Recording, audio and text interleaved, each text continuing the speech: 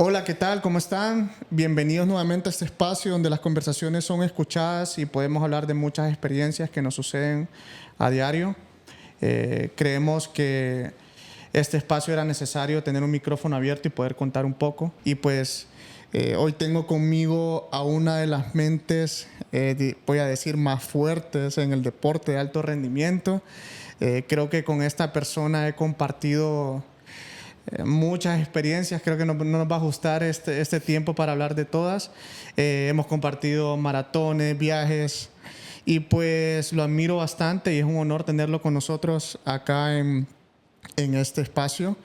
Gracias, Eric, por estar aquí, por aceptar y por estar compartiendo con nosotros todo lo que ha hecho a lo largo de su carrera hasta el día de hoy.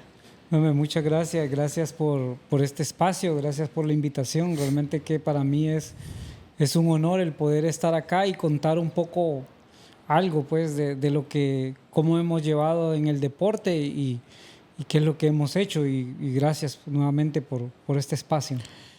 Y vamos a hablar de todo un poco, o sea, vamos a manejar una dinámica, pues obviamente aquí lo dejamos libre a lo que queramos conversar.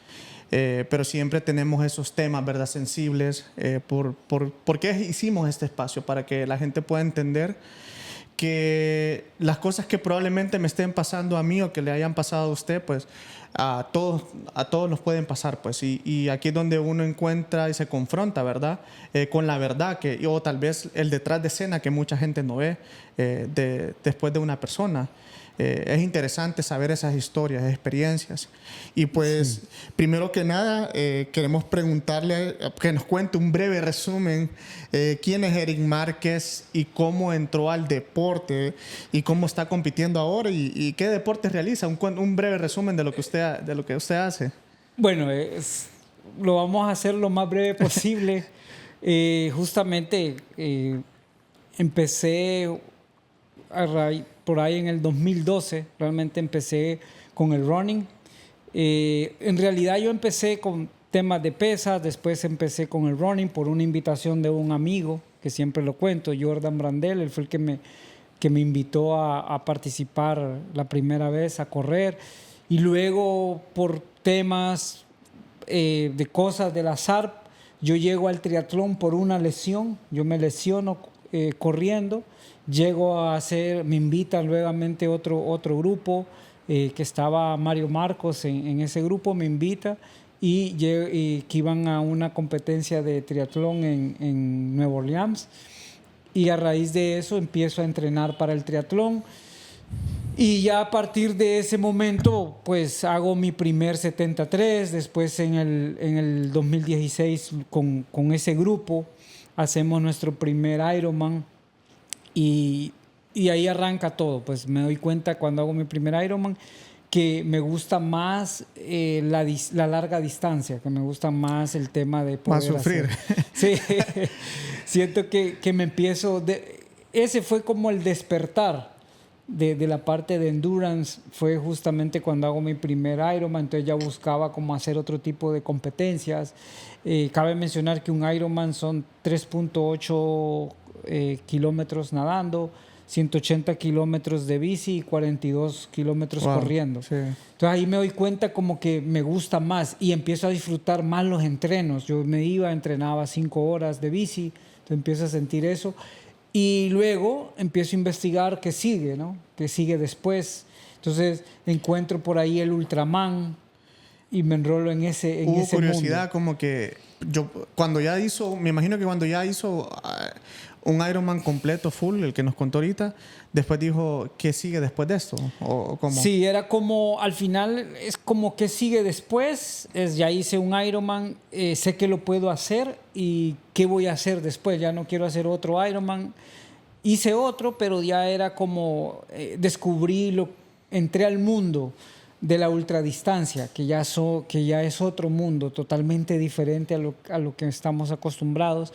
Por ahí yo seguía a unos españoles y un argentino y empiezo a ver y los miraba y decían el Ultraman. Entonces empiezo a investigar y por ahí entro a hacer mi primer Ultraman, que fueron 10 kilómetros nadando, 140 kilómetros de bici el día 1, después 280 y algo, 284 kilómetros de bici el día 2 y el tercer día 84 kilómetros corriendo. Ahí me doy cuenta, entrenando en eso, que entrenaba con Andrés Ramírez, y me acuerdo cuando lo llamo y le digo, Andrés, mira, tengo esto. Y empezamos y me dice, mira, yo nunca he entrenado a nadie para esas distancias, pero lo único que te puedo decir es que démosle, mijo. Démosle viaje y empezamos a entrenar. Conejito indio a probar ahí. Y prueba y error y funcionó. Ya es otro mundo totalmente diferente. Y las sensaciones, me imagino que ya, bueno, vamos a hablar más adelante un poco de la fatiga también, que Sí. imagino que ahí ya es algo, una lucha mental, tanto física y mental, ¿verdad? Con llegar a eso. Correcto, ya es totalmente diferente. Después del Ultraman hice 2 Ultraman, después vino pandemia y después seguí como queriendo descubrir, más que todo es como mi meta, o sea, mi objetivo es como llegar y descubrir para nosotros los seres humanos es dónde está el límite. Wow. Hasta dónde está el límite. Entonces, y también lo empecé como una parte, como un objetivo propio, era de que demostrar también a mí mismo y a la comunidad y todo, es que los hondureños realmente podemos hacer cosas grandes. O sea, muchas veces yo miraba que todos los que hacían, después vino el Ultraman y todo eso, eran españoles, alemanes o gente europeos, que si bien es cierto que el triatlón en Europa está muy bien desarrollado, pero ¿por qué nosotros no? ¿Quién dice que no lo podemos hacer? ¿Me entiendes? Sí. Entonces como me fui metiendo en ese plan que realmente nosotros lo podemos hacer. No, y se mentalizó, me imagino que lo voy a hacer y lo voy a lograr, pues, o sea, sí o sí. Exactamente, entonces era y más que todo es el desafío de poder decir cómo lo voy a hacer. O sea, en ese momento, cuando yo me puse el objetivo primero de hacerlo, no sabía ni cómo lo iba a hacer. Sabía que lo quería hacer, pero es descubrirse a uno mismo en el camino de cómo se van dando los entrenamientos, toda la parte para poder lograrlo. Y ahora cuando dio ese paso, hablando de esa historia y ese resumen que nos dio ese paso de querer hacer un Ultraman, ¿ya algún hondureño lo había hecho o era el primer hondureño que estaba entrando a esas aguas, por ejemplo? Hasta ese momento era el primer hondureño. De hecho, creo que todavía no hay ninguno que lo haya hecho. Yo me acuerdo que yo me inscribo en Florida, que fue el primero en el 2019. En febrero del 2019.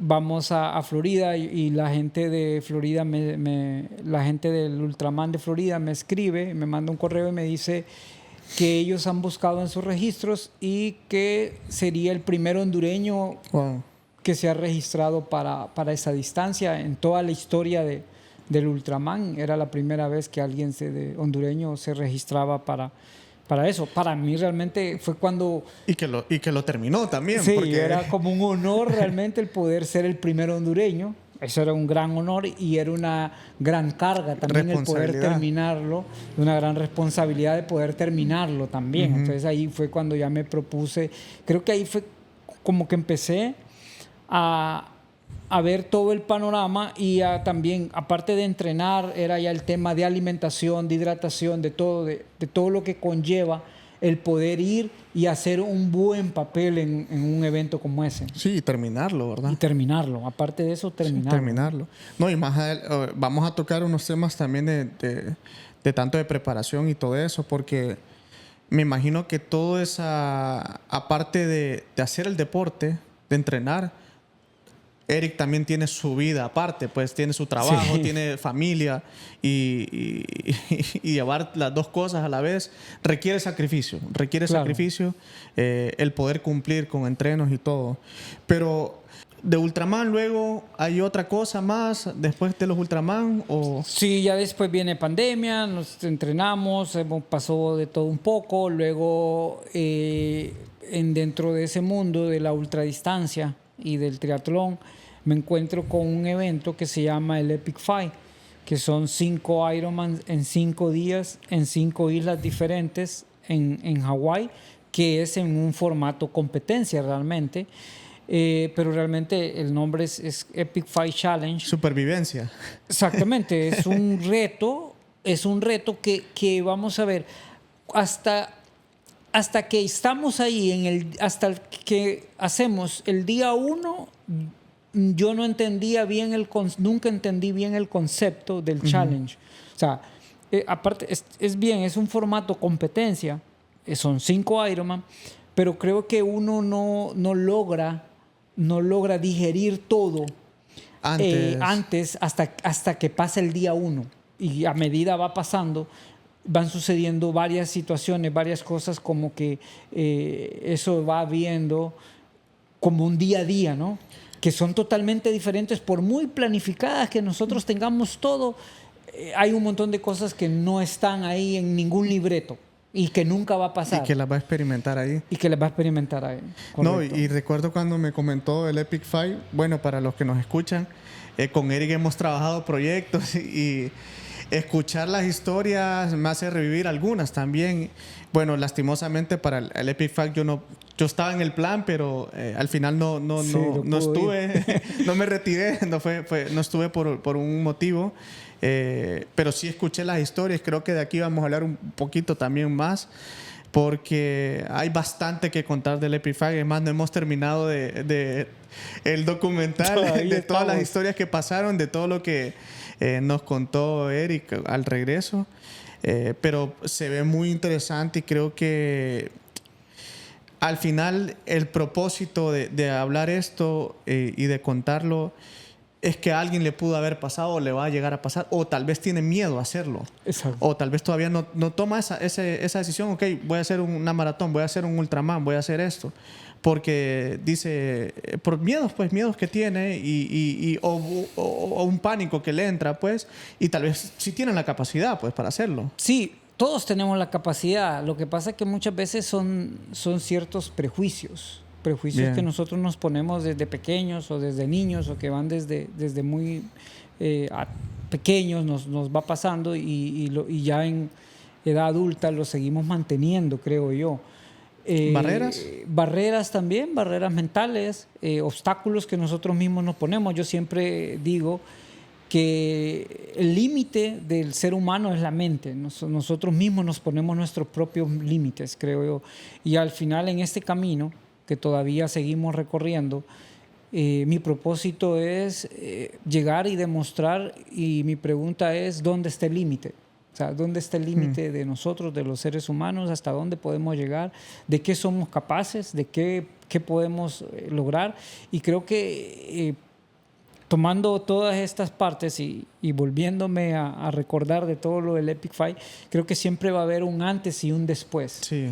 O sea, un antes del Epic Fight, durante los entrenos, durante el evento y algo totalmente después del Epic Fight una vez terminado, ¿no? Ajá, y a eso, que ya entramos en Epic Fight. Epic Fight fue la competencia más dura que ha tenido Eric hasta el momento. Sí, física y mentalmente sí. Ok. Ahora, de todo el Epic Fight, que fueron 5 días, pero en realidad fueron más días de preparación, meses. ¿Cuánto duró esa preparación? Y si recuerda algo que le marcó personalmente durante el evento, algo en la competencia, alguna experiencia que nunca va a borrar de su mente, o que siempre la va a recordar. Vamos a ver, siempre una de las... para empezar, para el Epic Fight llegamos una preparación de 18 meses prácticamente. 18 meses entrenando realmente y los últimos 6 meses bien a full con el entrenamiento, y los últimos 3 meses fueron bien desgastantes realmente. Me acuerdo que de enero a enero, parte de diciembre, enero, febrero, marzo, fueron bien desgastantes los entrenamientos, pero era necesario que se dieran de esa forma. En competencia, lo que más me dejó marcado fue el día 3 y el día 5. Uh-huh. No sé, a veces me pongo a hablar con mi esposa y a veces preguntamos como ¿qué día es como el que más fue más duro? Creo que el día 3 fue uno de los días más duros. El día 5 también, pero ya es como ya estás en el último día, ¿no? Y sabes que lo vas a terminar. Una anécdota, me acuerdo que Josué me preguntó en el día 4, cuando íbamos a comenzar el día 4, veníamos del día 3, sabía que habíamos sufrido el día 3, y el día 4, antes de empezar la piscina y eso, me dice, mister, me dice, ¿cómo se siente hoy? Digamos, entonces le hago yo a él, le cuento a él, le pregunto a él, le digo, ¿usted le gusta el fútbol? Sí, bueno, haga de cuenta, le digo, que hoy son las semifinales. Hoy es el día 4. Si nosotros sobrevivimos hoy al día 4, le digo, estamos en la final. En la gran final, le digo, póngale en un partido de Champions, 50, usted no sabe 50, lo que va a pasar. No sabe, sí. Nosotros lo único que tenemos que hacer hoy, le digo, es terminar hoy. Llegar al corte, terminar, porque aparte de eso hay cortes de tiempo. O sea, es un modo competencia donde hay cortes de tiempo. No es como con el tiempo que uno realmente quiera hacerlo. Hasta donde llegue. Exactamente. Entonces es como hasta ese día solo ya quedábamos 4 en competencia. ¿De cuántos? De 10. Después solo llegamos 7 al primer día. Y de todos los países, me imagino. De todos los países, solo aceptan 10 personas a nivel mundial, que eso era otra parte, que en el Epic Fight solo aceptan 10 a nivel mundial. Y esas 10 tenemos que pasar ciertos exámenes antes, una entrevista por Zoom y como 2 entrevistas, y a partir de ese momento lo aceptan o le dicen que no, o para poder llegar y poder estar en la línea de salida, ¿no? Entonces, esos creo que son los días como que sí me dejan más marcados por toda la experiencia que pasamos en eso, y de eso hay 20,000 historias. O sea, todos los días se vivió algo diferente, todos los días tenemos algo que contar. Siempre hay algo como que, recordando ahorita toda la historia, es como que uno siempre dice, vamos a ver, yo siento que hoy fue mi día más difícil, por ejemplo. Y no sabe lo que le espera el día siguiente. Sí, no sabe. Y el día siguiente es peor. Y dice, yo no creo que me pase algo peor que hoy. Y va el día o el siguiente y es peor. Entonces como que va desbloqueando todas estas barreras que al final, cuando lo vemos desde afuera y que todo ha terminado, dice, pucha, si yo hubiera sabido que me iba a pasar todo esto, probablemente nunca ni me inscribo. Sí. ¿Me entiendes? Es como, al final la lección que nos deja es como nosotros ir viendo cada problema, cada cosa al día a día. Okay. Lo que va.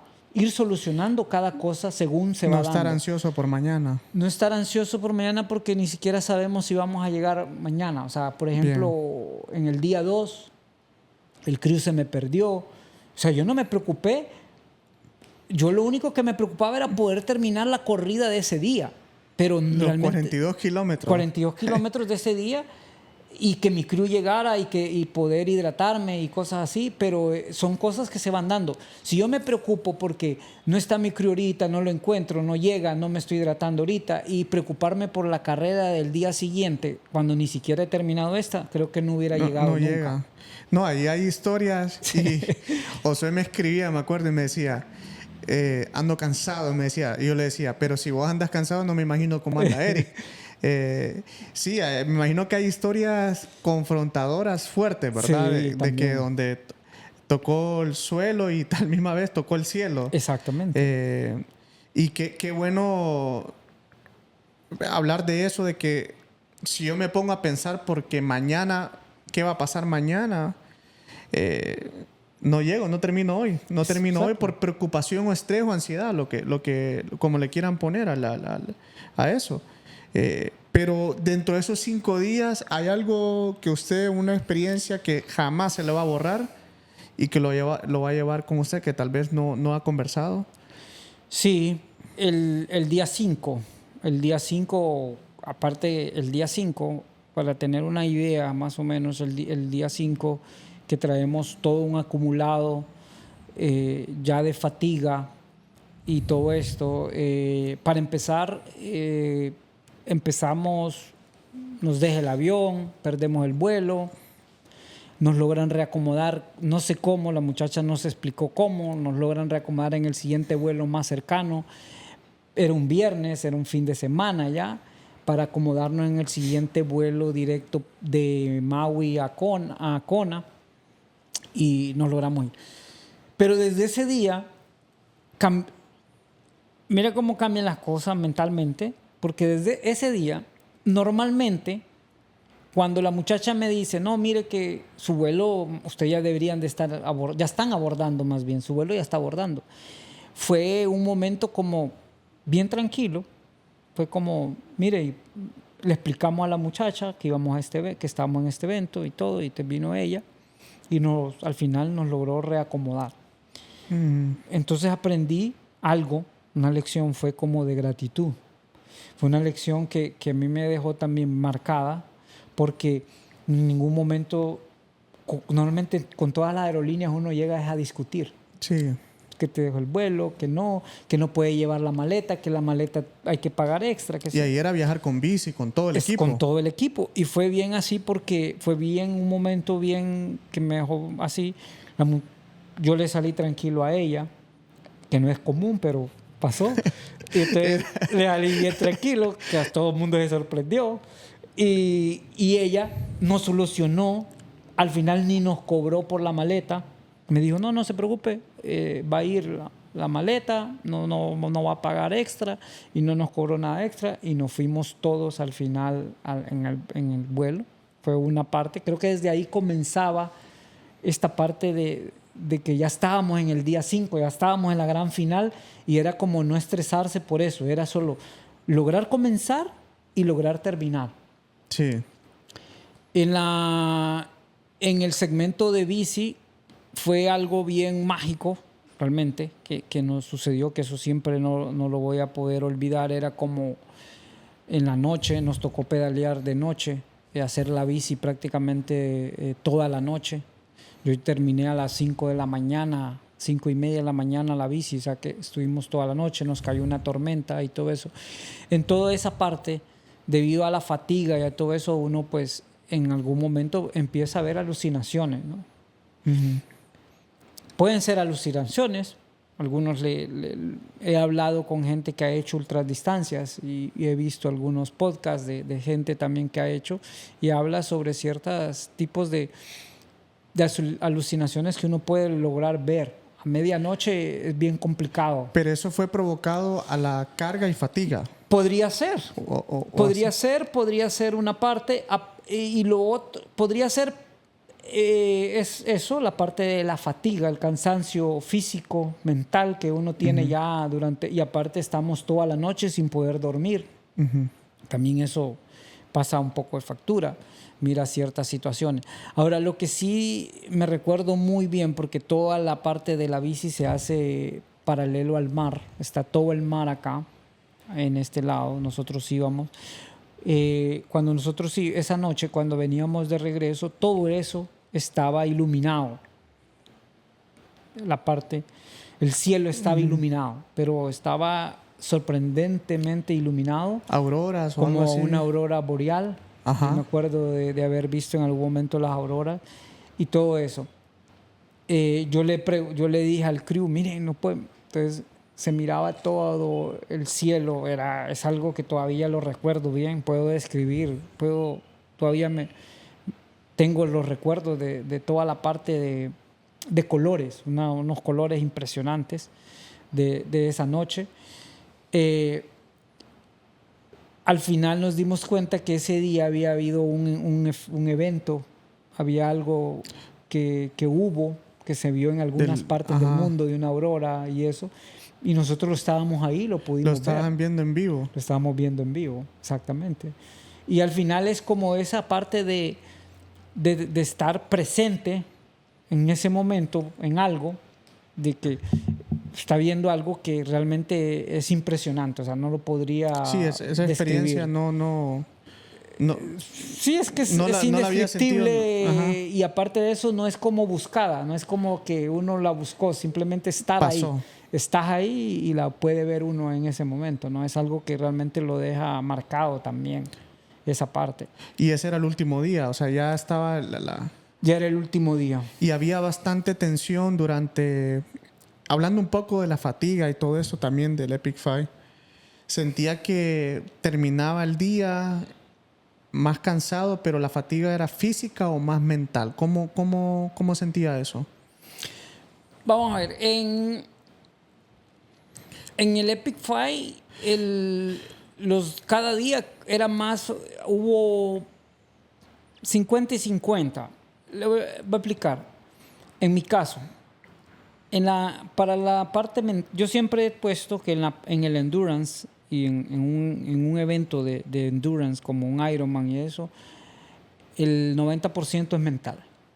Ajá, sí. Y hablando también en competencia en general, ¿cómo afecta esa presión en la parte, si afecta más en la físico o mental? Porque hablando en general, no solo del Epic Fight, porque también... Es mental.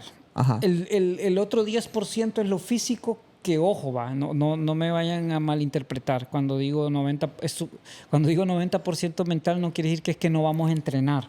Correcto. Y que voy a llegar sin entrenar y que voy a... que todo va a salir bien. No.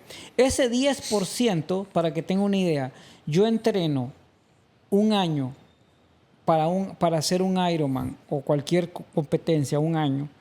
Ese 10% es el entrenamiento. O sea, yo el día de la carrera solo voy como a la graduación. Al examen. Al examen final, físicamente hablando. Pero para que ese examen se realice y se lleve con éxito, el 90% va a estar en mi mente. ¿Por qué? Porque es muy fácil abandonar. Abandonar es lo más fácil. Esa es la decisión más fácil que uno puede tener.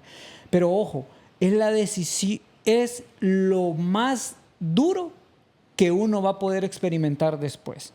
Se lo digo con propiedad porque ya me ha pasado en algún momento. No todos mis eventos han sido exitosos. He tenido algunos fracasos que algunos le llaman fracasos, yo les llamo aprendizaje.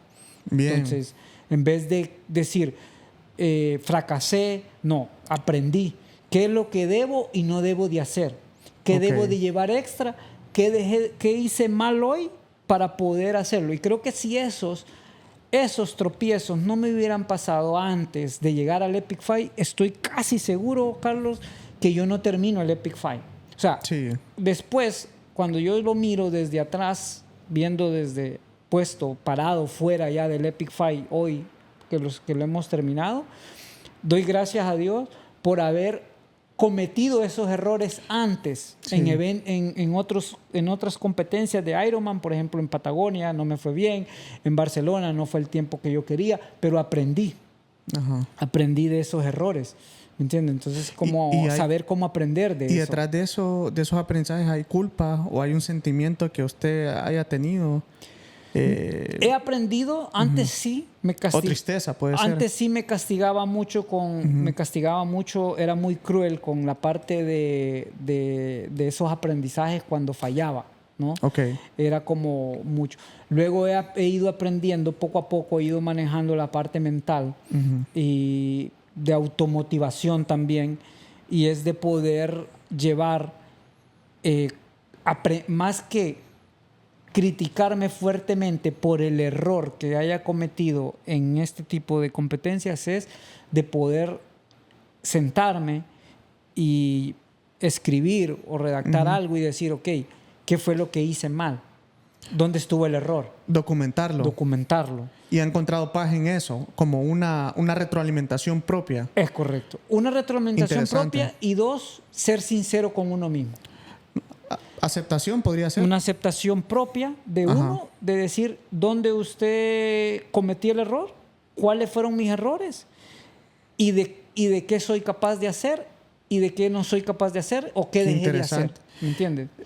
Y lo que estamos platicando, eso se siente como una relación con el deporte, porque uno acepta y decide qué hacer, qué pasos hacer, pero primero llega la aceptación de realmente, ok, me equivoqué en esto, tengo que mejorar en esto, tengo que hacer... O sea, me imagino que ha de tener sus anotaciones de cada experiencia. Tengo unas notas donde voy anotando todo, y de eso, por ejemplo, en algún momento lo platicamos. Creo que solo del Epic Fight podríamos escribir un libro de todas las historias, Muy pronto viene el documental Epic Fight. Y sí, de todo eso que ha habido, porque realmente sí lo trato de redactar, de escribirlo o lo anoto.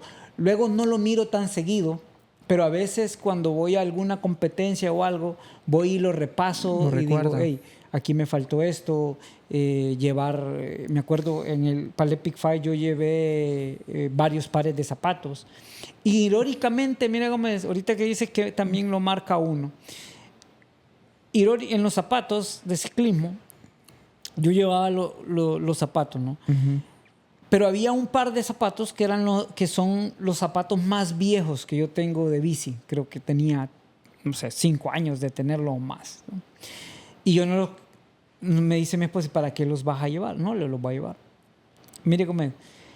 Ese par de zapatos fueron los que terminé utilizando los últimos 2 días, porque eran los únicos que sentía más cómodos y que no me molestaban. Debido a las largas distancias y a la altimetría, que eran de 1.600, 2.000 metros de altimetría de bici, a mí se me inflamó toda esta parte del tendón de Aquiles y todo eso, del tobillo.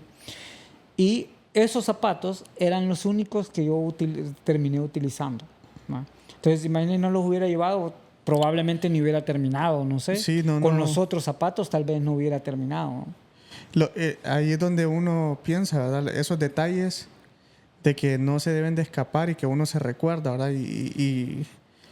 La experiencia creo que es lo que hace la diferencia en una competencia. Creo que eso es lo que yo siempre voy a decir, que uno debe de competir en las más veces que pueda, tanto localmente. Localmente es la mejor forma de competir, sí, porque es la manera más económica de aprender.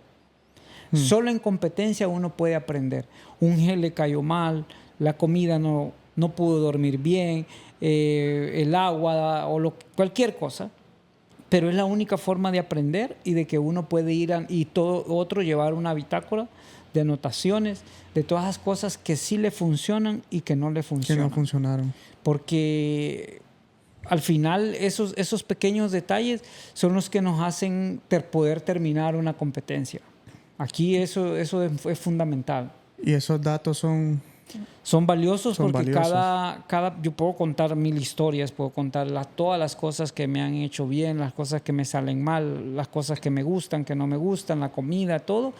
Pero al final es prueba y error, sí, porque cada persona somos totalmente diferentes. Y en eso de la fatiga, que ese es como la lucha, ¿verdad? Creo que todo deportista que corre o hace algún tipo de deporte de alto rendimiento o endurance, ¿alguna vez has sentido porque esto es chocante, ¿verdad? Como físicamente en forma, pero mentalmente decaído, mentalmente agotado? Sí, me ha pasado, incluso a veces en temporadas de entrenamiento pasa también que llega un momento que hay un cansancio mental, no físico, pero sí mental. También, lógicamente, vuelve el tema, la experiencia, nosotros aprender. Creo que hay una parte, es como lo que uno tiene que hacer es conocerse a uno mismo. Yo he hablado conmigo mismo en bici, corriendo, o en esos entrenamientos largos de Ultraman o del Epic Fight que entrenaba, y en algún momento uno piensa que uno está loco. Sí. Después empecé a leer, últimamente empecé a leer ciertos libros y empecé a notar que eso es locura. No es locura. Es parte de conocerse a uno mismo. Sí. Si tú te conoces realmente, internamente, puedes hacer cualquier cosa. Eres capaz de hacer cualquier cosa. ¿Por qué? Porque desbloqueas tu parte mental. La mente es súper poderosa. Así es. Y entre la fatiga, retomando la pregunta, entre la parte de la fatiga y la parte mental, en el Epic Fight sentí que logré desbloquear esa parte y logré entender algo que yo, que es inimaginable. Estás súper cansado. O sea, el día 5 estás exhausto. Ganas de nada, ni de comer. No quieres comer nada, o sea, no tienes apetito de nada. Estás súper exhausto, pasa todo eso. Pero hay algo bien importante, que el cuerpo, nuestro cuerpo, por muy cansado que esté, aún con calambres, aún con todo lo que se puede imaginar, quien gobierna nuestro cuerpo es la mente. Increíble. Si tú a la mente le dices, vamos a seguir, voy a seguir y yo vine aquí a terminar y no voy a parar hasta terminar, así va a ser. Y el cuerpo va a obedecer a la mente. Yo me recuerdo una anécdota también de esa, es que cuando estábamos corriendo en el segmento de running, en el Epic Five, en el quinto día, Humberto me llega, el famoso Kraken, saludos al Kraken, me dice, mister, mira, ahí viene una subidita, ¿por qué mejor no le baja, me dice, y camina? Porque él me miró los tobillos bien inflamados, ¿no? Sí. Entonces le digo yo, no, mister, yo no voy a parar. Yo voy a parar hasta que termine, hasta que cruce la meta. Yo no voy a caminar. Yo voy a llegar hasta el final. Sí, me dice, pero es que mire cómo tienen los tobillos. Digo, si eso se revienta, que se reviente. Donde se reviente, paramos, le digo. Pero ahorita, mientras no se revienten, le digo, no vamos a parar y vamos a seguir hasta el final. Le digo. Entonces, esa parte mental, que es como poder decirle al cuerpo, no vamos a parar y yo aquí no voy a parar hasta que cruce la meta, eso es lo que hace la gran diferencia. Esa es la que realmente hace la gran diferencia de que nosotros podamos terminar todo lo que empezamos. Y esa es otra parte también que yo siempre me propongo, es tratar de terminar todo lo que vamos a empezar, salvo que sea por algo mayor que pueda retirarme. Que no. De lo contrario, siempre voy a terminar lo que empezamos, ¿no? Qué valioso eso, el poder de la mente en esa parte de cómo poder, y lo hablaba en unos episodios atrás con otras personas, las afirmaciones, cómo yo me estoy hablando a diario. Y una última pregunta ya para terminar, porque está súper bueno el tema, creo que podemos contar más historias en otro episodio. Pero Eric Márquez siente que en todo este tiempo, alguna vez tuvo algún pánico a algo, una ansiedad por algo, o estrés, o algo que le ha causado y que lo haya marcado también. Sí, el más grande de eso, el pánico más grande que ha sido es yo no sabía nadar. Entonces, mi pánico escénico más grande ha sido cuando empecé a hacer, de hecho, mi primer 73. Mi primer 73, cuando yo hice el de Nueva Orleans, esa parte de la natación la sufrí mucho. O sea, si hoy todavía está marcado, solo que he aprendido a cómo poder controlar mi mente esos días antes de la competencia, porque siempre la natación nos va a dar algo de ansiedad. Primero porque es todo oscuro. Normalmente se nada en mar o algo y todo eso se ve oscuro. Es la primera parte. Es la primera parte. Es la parte más... Siempre los seres humanos vamos a sentir cierto miedo y cierto pánico donde no tenemos el control. Porque somos seres de tierra, somos seres más de estar en tierra firme, ¿no? Entonces, esa parte del agua siempre nos va a ocasionar eso. Entonces, ¿cómo lo logré superar? Conociéndome a mí mismo tal vez leyendo un poco más, controlando la mente, cómo controlar la ansiedad, haciendo ejercicios de meditación, haciendo ejercicios de respiración. Algo que le puedo recomendar a la gente que va a empezar y que tiene pánico también a la natación en la parte del triatlón. O a cualquier cosa. O cualquier cosa es... A correr, no sé, a bici. Controlar la respiración. En la natación, cuando uno empieza, se tranca totalmente acá y es hacer burbujas. Que parece broma, Yo me acuerdo cuando el mister de natación me dijo, mister, cuando usted sienta eso, lo que tiene que hacer es burbujas. Y yo, burbujas, voy a hacer burbujas yo en el mar, como niño chiquito. Como niño. Como pero niño en claro, piscina porque pequeño. al hacer burbujas estamos controlando la respiración. Entonces ya empieza y ya se vuelve como uno llega a una calma. Sí. ¿no? Entonces esa parte es lo más importante. Y luego, antes de entrar al agua o cuando uno tiene pánico o algo, o esa ansiedad, es como buscar esas cosas que realmente a uno le gustan y le hacen feliz, ¿no? Sí. Como si a uno le gusta escuchar música, pongas a escuchar su música memorias, favorita. tal vez. O memoria, cualquier cosa que sea como la parte que es lo que más le gusta a uno, hacerlo. Y eso nos va como quitar ese cierto temor o ese pánico, esa ansiedad. Ansiedad siempre todos hemos tenido. Problemas. Yo creo que el día que vamos a ver, el día que ya no sienta esa adrenalina que se siente antes de una competencia o algo, creo que ahí ya no haría el deporte, ya no tiene sentido. Creo que eso es lo que nos mueve a participar y estar en esa parte. Creo que eso también me gusta mucho, la parte de la adrenalina. Ojo, la adrenalina es una cosa y la ansiedad es otra, ¿no? Correcto. O sea, no confundamos no esos se mezcla. dos. Exactamente. No, por eso, porque mucha gente está ansiosa previo a una competencia o hace el deporte por ansiedad, que ese es otro tema más adelante que vamos a tener algo de hablar de la psicología deportiva, que ese es otro mundo. Otro mundo. Sí.